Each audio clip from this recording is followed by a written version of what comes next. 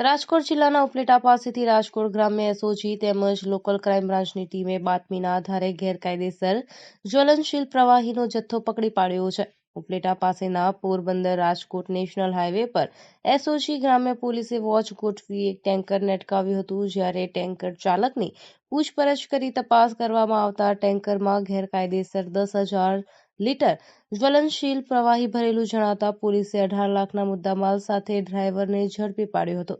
જ્યારે ટેન્કર ચાલકની વધુ પૂછપરછ કરતા અન્ય એક વ્યક્તિનું નામ ખુલતા પોલીસે 2 શખ્સો સામે ગુનો નોંધી ટેન્કર ડ્રાઈવર કિશોર વિઠ્ઠલભાઈ લગધીરકાને ઝડપી પાડી અન્ય એક વ્યક્તિ લાલભાઈ આહિરના નામના શખ્સની શોધખોળ શરૂ કરી છે. Bureau report, અર્શીભાઈ Ahir, Upleta.